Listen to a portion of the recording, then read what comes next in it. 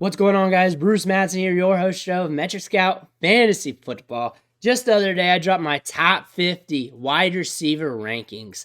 Now it's time to do the running backs.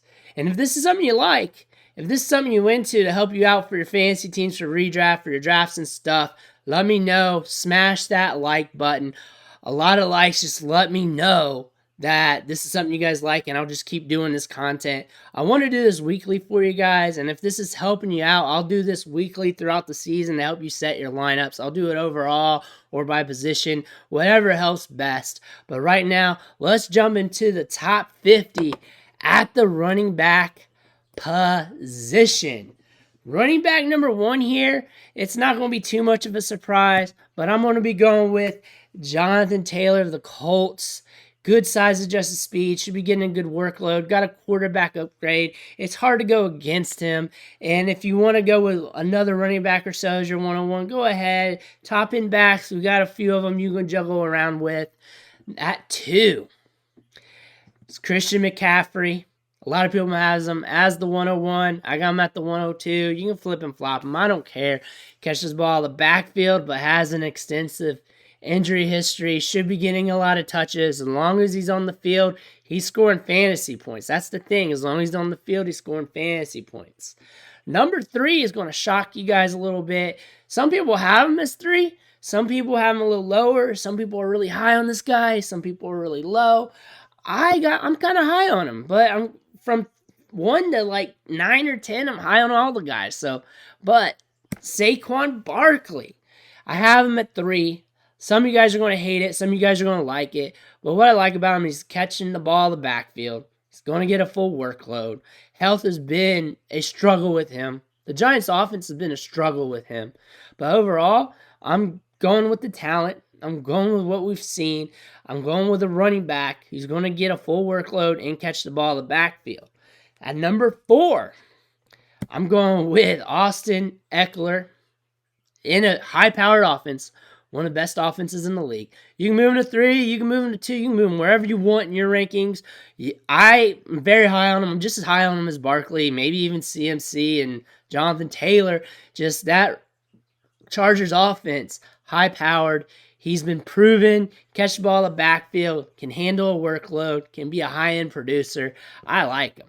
At number 5, Joe Mixon. Another surprise for you guys. Sometimes a little bit lower in most people's ranks, a little bit lower in ADP, but I want to make sure I get him. I want a lot of Bengals on my teams. I want to take shots at Bengals.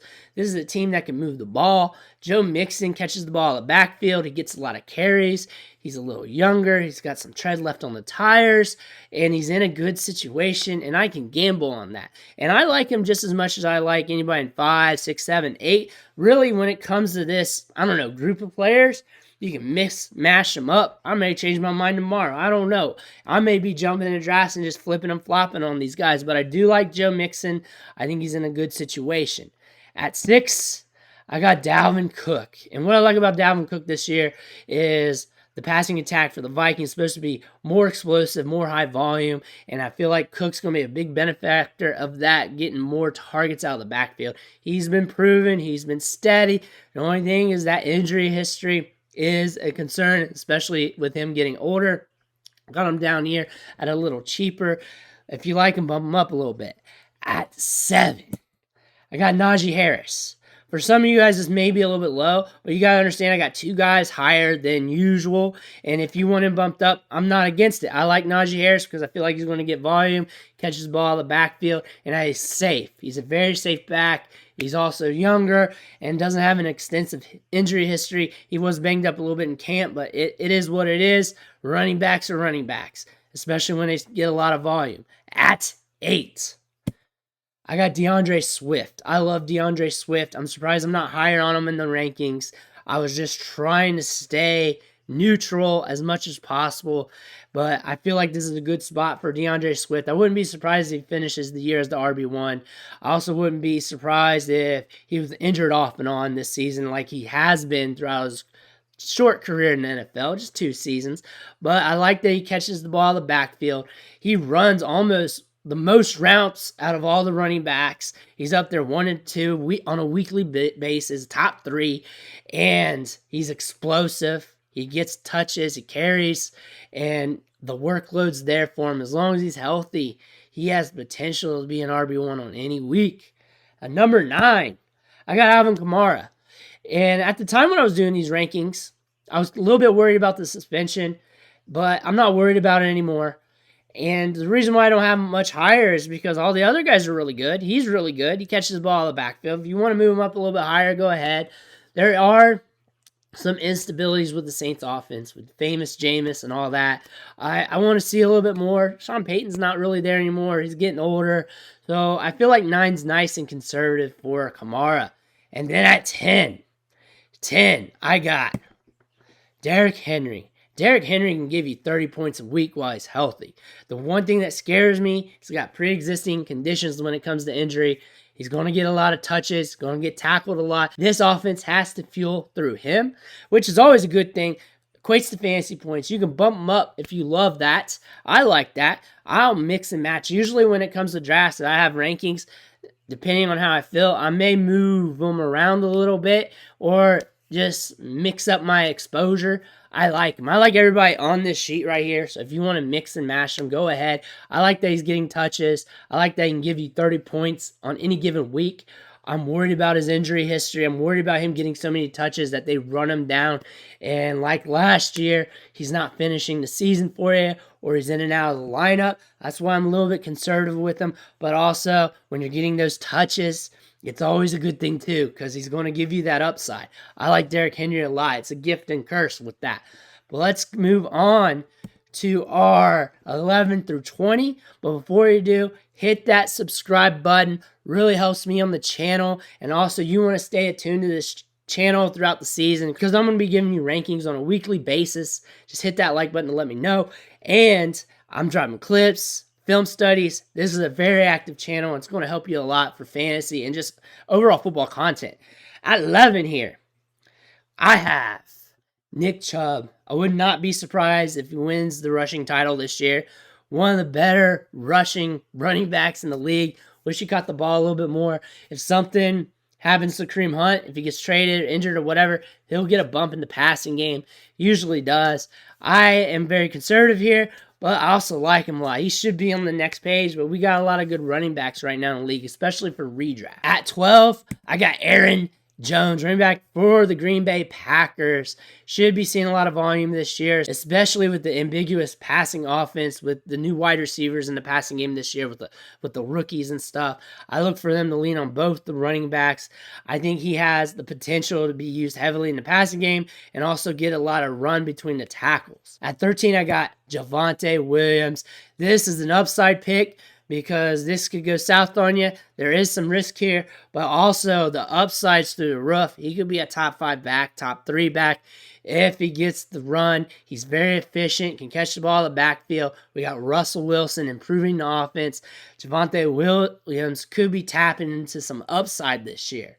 At 14, I got Travis Etienne. I don't know if I'm high or low on him, but he's very explosive, catches the ball in the backfield. Upside play for sure. Has that relationship with Trevor Lawrence. I'm willing to buy in here. I want to make sure I do not miss out on Travis Etienne. On 15, I got Leonard Fournette. I'm a little bit lower on him compared to consensus. He's going to get volume, catches the ball in the passing game. Tampa Bay moves the ball well. Tom Brady's there.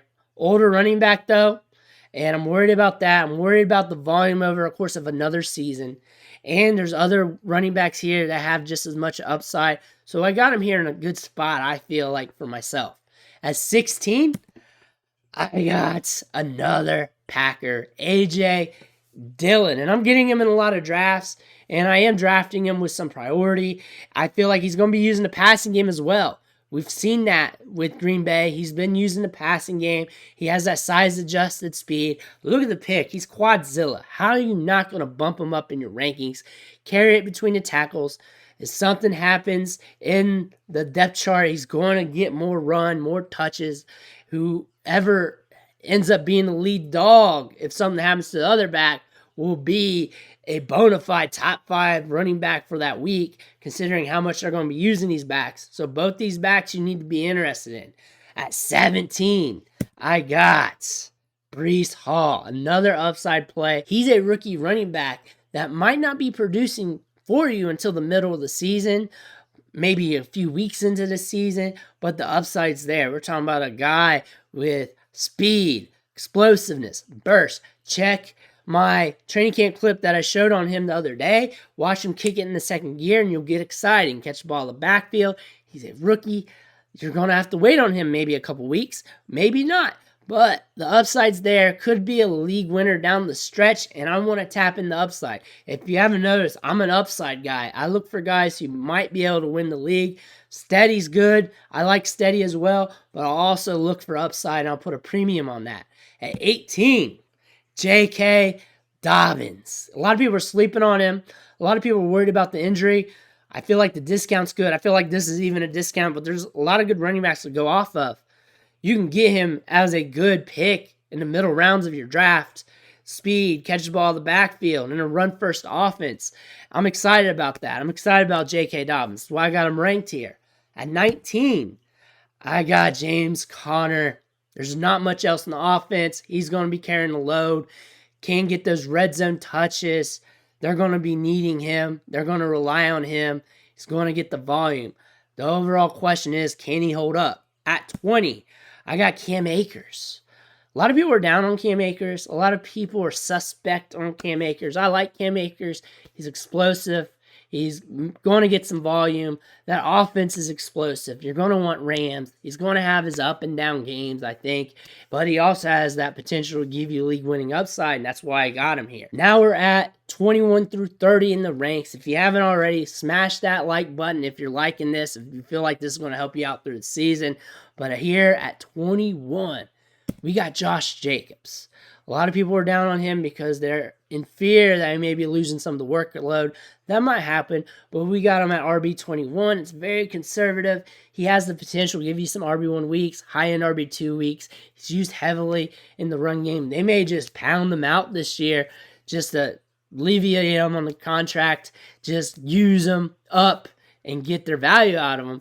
But right here is a very conservative rank for Josh Jacobs. At 22, I got Ezekiel Elliott. I actually moved him down my ranks because of the Tyron Smith injury. Very worried about that for the entire offense. He's not getting any younger. Can he hold up a full workload anymore? He's going to be used in the passing game. He's going to give you some weeks where he is an RB1.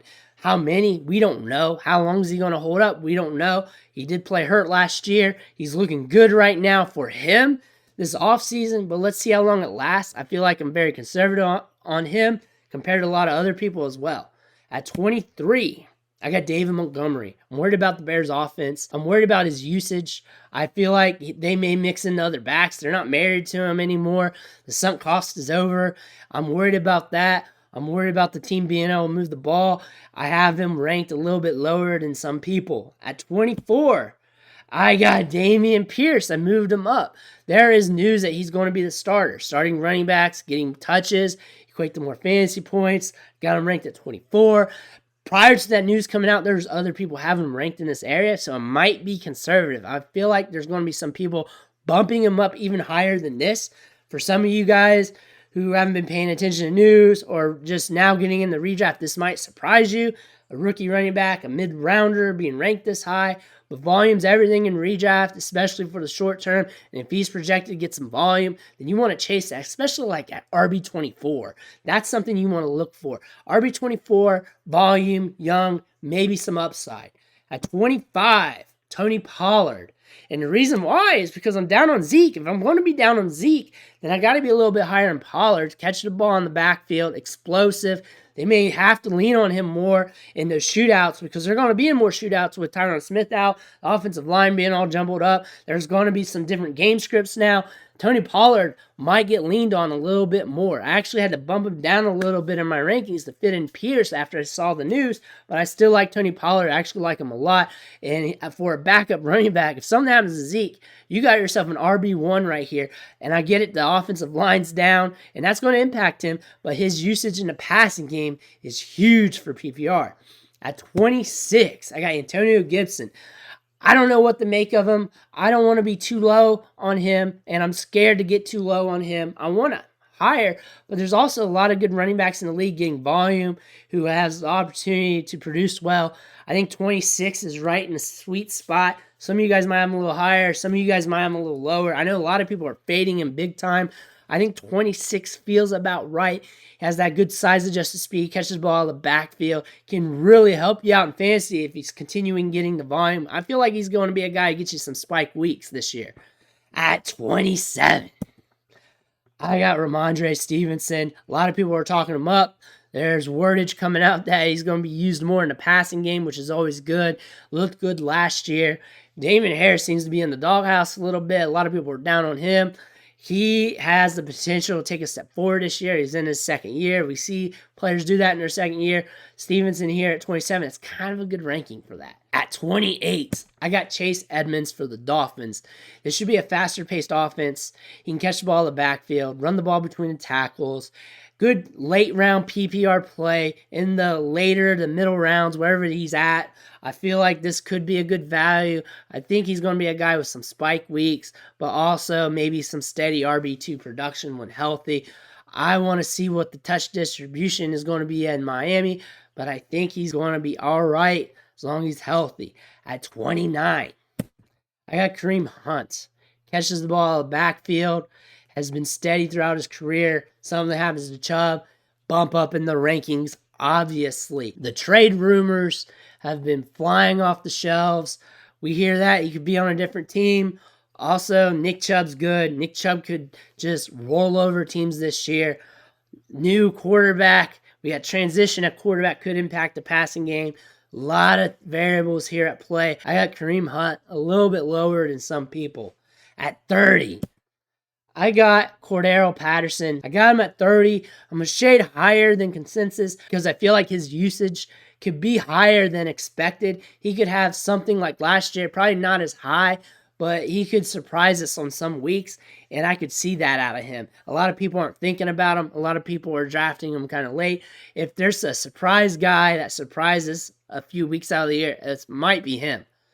Moving on to 31 to 40 here, and we're going to dig in now. 31, I got Elijah Mitchell. Speed on the Niners offense. They're going to try to control the clock with their young quarterback. He had a good year last year, ranked at 31. I think that's pretty conservative. At 32, I got Miles Sanders. A lot of people are down on him, and I feel like there's a chance that we could see some regression this year. Jalen Hurts will take some of the rushing production away, and I don't feel like he's in the space to give you RB1 production. I think the upside's limited here. Also, too, if I was Jalen Hurts, I would just be pounding the targets to A.J. Brown and let him do the work. At 33, I got Clyde Edwards-Helaire on the Chiefs. Very explosive offense. Has been a big disappointment, a major disappointment. But if things can go his way, he could give us some production, maybe even RB1 production. Who knows? But he's dropping in the ranks for everybody. It's a very conservative spot considering he's a first-round pick for the Chiefs. But this could end soon. This could end soon for him. Or he could jump up. Who knows? But 33, I'm playing it safe with him. At 34, I got Rashad Penny. He finished his year strong last year. When he's healthy, when he's getting touches, he is rolling. Upside for days. And I'm willing to invest in this at this point in the rankings at 34. You can mix match these guys. We're getting so deep, it doesn't really matter as much. Just get your guy once you're getting in the 30s, 40s, and 50s. At 35, I got Darrell Henderson, and he's on the Rams. High upside offense, catches the ball in the backfield. When given the opportunity, if he's getting touches, can be a sneaky play, a sneaky start. And he could be sneaky if Cam Akers is out. And I feel like I'm a little bit higher than most. My feelings towards him is a little higher than most. I like him, especially the situation. And he's good enough to get the job done. He can tread water for you if you're down on running backs too for a few weeks. At 36, I got Brian Robinson. Big back for the Washington Commanders. Looking good this preseason. Can run the ball between the tackles. Could give you some upside. Could be a splash guy this year, especially if he's mixed in with Antonio Gibson. something happens to Antonio Gibson, this guy could surprise us as well. This guy could be the surprise of the year. Who knows? He has looked good. He's in a conservative spot in the rankings, and also he's kind of in an aggressive spot in the rankings because I'm higher on him than some people as well, because I don't want to miss out when I'm in this spot in my rankings here where there's just a lot of jabroni running backs anyways, and I see some upside. At 37, I got Devin Singletary. He's had some good games last year and a high upside, explosive offense, can catch the ball out of the backfield. It is what it is at this spot. At 38, I got Melvin Gordon. I love Melvin Gordon as a 0 RB candidate in the back half of the draft. Something happens to Javonte Williams, you got an RB1 right here. He can also be productive in his own right. So that makes him extra valuable to me, especially at cost, because he's dirt cheap. You can use him on his own as a flex option or an RB2 if you're a robust wide receiver. There's a lot of good things here with Melvin Gordon. He's a good running back, and if something happens that allows him to be a full-time starter, you got yourself a good running back that's getting you some production. At 39, I got Rachaad White. And why I'm going with Rachaad White here, young running back, is explosive, can catch the ball in the backfield, in an explosive offense, has an older running back in front of him, and I want to just capitalize on the upside. That's all I want to do, upside play. I'm willing to make this gamble here in the draft because right now I'm spending peanuts. At 40, in my rankings, I got Kenneth Gainwell. I like him a lot. He's split out as a wide receiver sometimes, catches the ball in the backfield on a run first or run heavy. Not really run first anymore, maybe more balanced, but a run heavy offense. One of the reasons why I don't like Miles Sanders is because I think he can eat into his workload, and I think he can be productive in some weeks. And if something happens to Sanders, because Sanders has been injured off and on throughout his career, Gainwell could be valuable to you. Moving on from 41 to 50, this is our last 10. If you're hanging on this long, you might as well hit that subscribe button, become a member of the channel, because I'm dropping content like this left and right, damn near daily. At 41, I got the player everyone's talking about. Some people have him higher. And then also some of you watching and be like, man, you're too high on him. And that's Isaiah Pacheco. Some people are drafting him in like the 6th round. Some people are drafting him ahead of the market. I'm very conservative here, but I also like him. And I like him as an asset because there's a chance he could hit. There's a chance he could pop off. In a very explosive offense, has the speed and burst, catch the ball in the backfield. There's a chance he could pop off. There are clips of him in preseason games showing poor vision. There's just like 2 or 3 plays of that could work its way in. But also, we got him ranked at 41 here. It's very conservative here, considering what's left here. We got a lot of jabroni backs. Let's go with the upside. Let's see what happens. Maybe I should have him ranked higher because I do like chasing that upside. At 42, I got James Cook. Another upside play. A young running back who catches the ball in the backfield in an explosive offense. Again, we're chasing the upside. At 43, I got Khalil Herbert. And one of the reasons why I'm down on David Montgomery is I feel like Herbert can steal some of that thunder. I feel like he can steal a good bit of it. This is a good price in the rankings, and he's also going to get a good price in the drafts. So if you're going 0 RB, if you're going late on RB, or if you just need a 3rd, 4th, 5th RB that you want to hang on, Herbert's one of those guys for you. At 44, Damien Harris. A lot of people are down on him. Kind of am too. There's just a lot of backs here in the mix. We also got the rookies there. I feel like we're going to get a decline in production, and we're also not going to know which games to start him at. But you're also going to have to rank him. You're not going to have to put him somewhere because he is going to have his time in the sun in his offense this year, whether you like it or not. There are going to be a few weeks, and he can be dependable for you. But I don't want to rank him too high either. At 45, I got Zamir White. Very high on Zamir White. I could easily have him ahead of Damien Harris. I can easily have him ahead of some other backs. There's a lot of upside here. A lot of upside. Josh Jacobs has been injured off and on throughout his career, especially during his collegiate days. Zamir White could take over the backfield back half of the season. A lot of upside here. one of your last picks, one of the last skilled players you're drafting, Zamir White should be a target for you. You should be putting a premium on him in the back half of your draft just in case he gets that opportunity. At 46, I got Kenneth Walker. I would have him higher. But the injury is concerning, and it's concerning because how he'll start the year. I feel like that could be a chance for him to re-injure, and if that happens, that could be slow. Also, if he's starting the year off injured or slower, you might be able to catch him back off the waiver wire, so I'm not putting a premium up too high, but I'm also got him in the rankings here in the top 50 because I still want people to look out for him and draft him up. At 47, I got James Robinson, the Jaguars. I feel like Travis Etienne is going to steal a lot of thunder here. I think he's going to steal a lot of thunder in the passing game. They're going to use him a bit. We don't know what we're exactly getting from the injury. I showed you on the training camp clips that he's looking good for a guy coming back from an injury like that. But we still don't know. We don't know the workload. We don't know if it's going to be 1A and 1A and 1A, 1B. We don't know what it's going to look like. We don't know how he's going to be in a full-time role. We don't know what the touch distribution is going to be like. He is a damn good running back.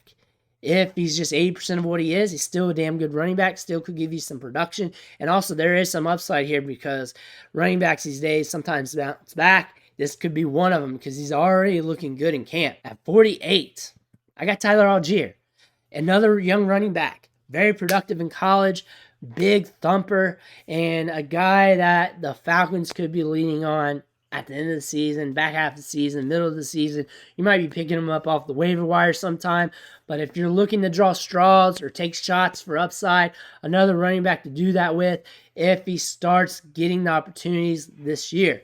At 49, I got Michael Carter, because why some people are down on Breece Hall is because Michael Carter's starting to get a lot of look. It's a lot of work still. He catches the ball in the backfield. He could be dependable. He could be like your RB4, wherever you got your running backs drafted at this point. He could hold some value for you. You could use him in the flex, whatever it is. There is some upside here, especially if something happens to Breece Hall. Then you got a guy that we know can give you some opportunity because he catches passes out of the backfield and has given you a couple RB1 weeks last year. Last running back, RB50, I got Alexander Mattison. I'm kind of low compared to consensus here because he's in a good offense, but Jashaun Corbin is moving up the ranks. This could impact his upside, his touch distribution, especially if something happens to Cook. If something happens to Cook, he's very valuable. He's very valuable. We'll give you RB1 upside, but if Corbin's stepping in and hitting things off, that may not be happening anymore. We'll have to wait and see. That's why I still got him ranked. But there is some risk here. If you want a late round flyer or a guy to watch on waiver wires this year, look at Jashaun Corbin from the Vikings, because there is a chance that he blows up if something happens to Cook, or there's a chance he takes over some of the snaps and works in there, and you just see a running back there that is explosive. He has opportunity. You may want to pay attention to him. But these are my top 50 running backs right now for redraft, mainly PPR. If you want to use standard, just take some of the pass catchers, the ancillary guys, just bump them back a bit and just retool it for yourself. But this is what I got in the top 50 right now. I don't feel myself making too many adjustments unless there's injuries or some bearing news. I do like to shoot for upside. I do like to lean on the pass catching running backs. I favor youth. I favor explosiveness. And I'm not afraid to shoot my shots on players. Also in drafts, I will mix things up a bit. That's why I'm very ambiguous with certain groups of players, like the top guys. I mix it up a bit. The second or third group of this, I would mix it up a bit. And it's not straight up with the rankings when I actually draft. If I have rankings, whether it's my own or if I'm using somebody else's, I go off feel sometimes, but I'm kind of close in the value just because I want good distribution. And then sometimes my gut's telling me different, and I just roll with that. But let me know what you think. If this is helping you out, drop in the comments. Make sure you smash that like button on the way out. Helps the video and the algorithm. And I also want to thank you for watching, and I'll catch you on the next video.